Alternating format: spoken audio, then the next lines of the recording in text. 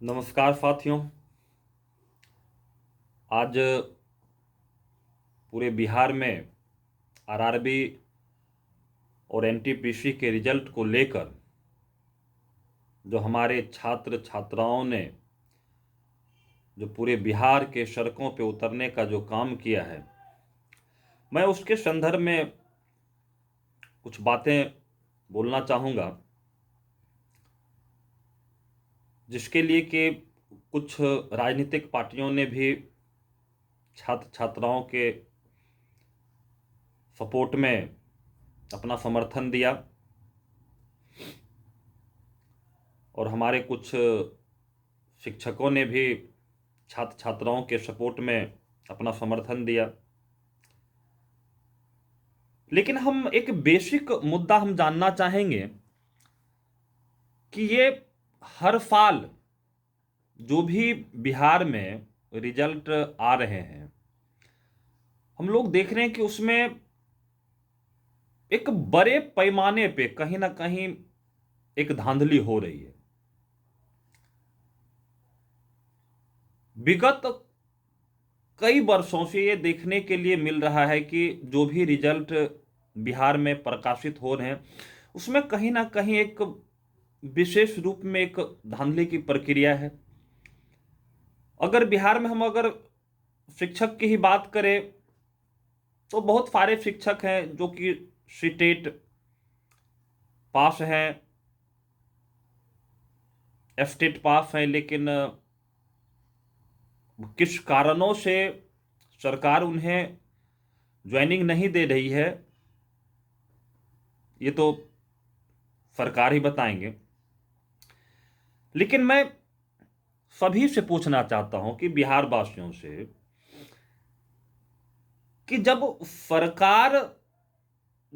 चुनाव आती है बिहार में, तो चुनाव आने के बाद चुनाव की घोषणा होती है, तो पता नहीं सरकार के पास इतने बड़े रोजगार की लिस्ट कहां से आ जाती है कि भैया हम 19 लाख नौकरी देंगे, हम 10 लाख नौकरी देंगे, हम 2 करोड़ नौकरी देंगे। पता नहीं सरकार के पास ये लिस्ट आती कहां से, उनके पास ये डाटा कहां से आता है, वो ये डाटा तैयार कहां से करते हैं। और अगर आपके पास इतनी ही डाटा तैयार है, अगर आप के पास इतना रोजगार का साधन है, तो आप चुनाव के पहले भी तो इस चीज की घोषणा आप कर सकते हैं और चुनाव आते आते आप जो है यहां के युवाओं को आप रोजगार दे सकते हैं।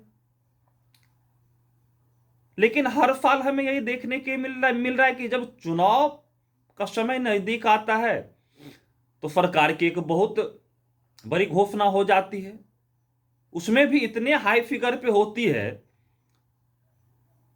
कि पता नहीं सरकार रोजगार कहां से क्रिएट करेंगे उतना।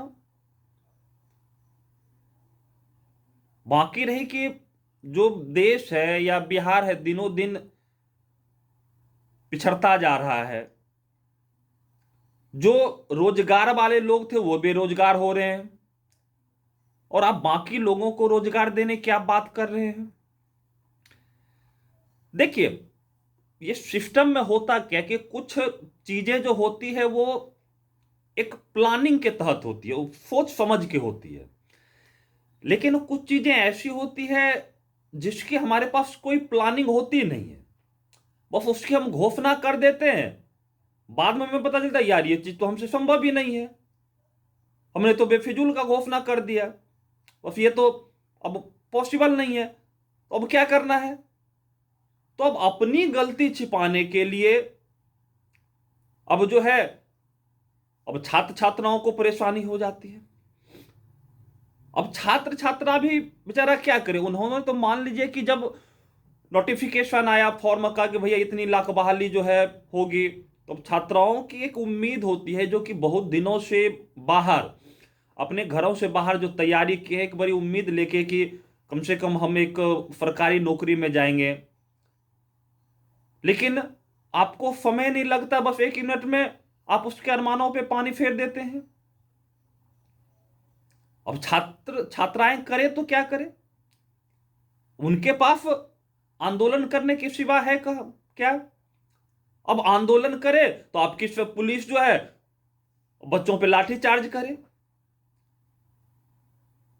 तो कम से कम हमको ये समझना पड़ेगा कि जो ये वैकेंसी जो आती है, जो चुनाव के समय में जो वैकेंसी आती है, तो इतनी एक बड़ी रोजगार की डाटा कहां से तैयार होती है? क्या ऐसा तो नहीं है कि ये जो चुनाव के समय में छात्राओं को एक बेवकूफ बनाने का काम किया जा रहा है? सोचना पड़ेगा इस पे। बाकी अगर हम लोग इस चीज को नहीं सोचेंगे तो फिर आगे आगे आप समझते हैं। और बाकी मैंने कल न्यूज में देखा था कि कुछ टीचर हैं, उन पे भी एफआईआर हो गई है। तो ये बड़ा दुर्भाग्य है कि अगर शिक्षक अगर बच्चों के सपोर्ट में नहीं आएंगे, उनके भविष्य की अगर इनको चिंता नहीं होगी, तो फिर कौन चिंता करेंगे बच्चों का? तो मैं इसकी घोर निंदा करता हूं कि जो भी कुछ टीचर पे जो एफआईआर हुए हैं, मैं सरकार से निवेदन करूंगा कि उस एफआईआर को वापस ले। और कई लोगों ने खान सर पे कुछ गलत टाइप के भी कमेंट कर रहे थे, लेकिन मैं कहना चाहूंगा कि देखिए, अब उनकी जो भी स्थिति परिस्थिति रही हो, उनसे हम अवगत तो नहीं है, लेकिन उन्होंने जो कहा होगा सोच समझ के ठीक ही कहा होगा। बाकी